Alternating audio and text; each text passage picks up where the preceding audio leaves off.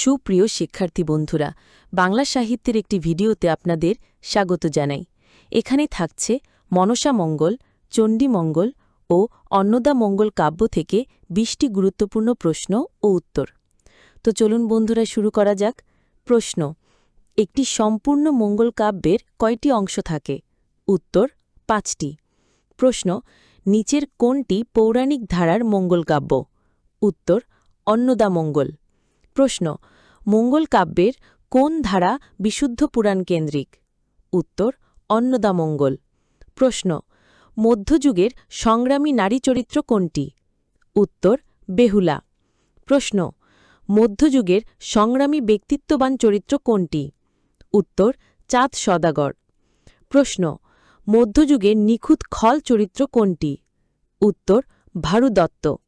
প্রশ্ন: ভারুদত্ত চরিত্রটি কোন উপাখ্যানে পাওয়া যায়? উত্তর: কালকেতু ফুল্লরা। প্রশ্ন: কালকেতু ফুল্লরা উপাখ্যানটি কোন মঙ্গল কাব্যধারা? উত্তর: চণ্ডীমঙ্গল। প্রশ্ন: চণ্ডীমঙ্গল কাব্যের শ্রেষ্ঠ কবি কে? উত্তর: মুকুন্দরাম চক্রবর্তী। প্রশ্ন: মধ্যযুগের শ্রেষ্ঠ কবি কে? উত্তর: মুকুন্দরাম চক্রবর্তী। প্রশ্ন: মুকুন্দরাম চক্রবর্তী কোন শতকের কবি? উত্তর: ষোড়শ শতকের। প্রশ্ন: দুঃখ বর্ণনার কবি হিসাবে পরিচিত কে? উত্তর: মুকুন্দরাম চক্রবর্তী। প্রশ্ন: মুকুন্দরাম চক্রবর্তীর উপাধি কি? উত্তর: কবিকঙ্কন। প্রশ্ন: মুকুন্দরাম চক্রবর্তী কবিকঙ্কন উপাধি লাভ করেন কার কাছ থেকে? উত্তর: রাজা কৃষ্ণচন্দ্র।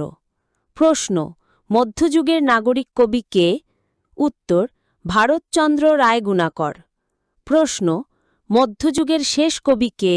উত্তর: ভারতচন্দ্র রায়গুণাকর। প্রশ্ন: বাংলা সাহিত্যের প্রথম নাগরিক কবি কে?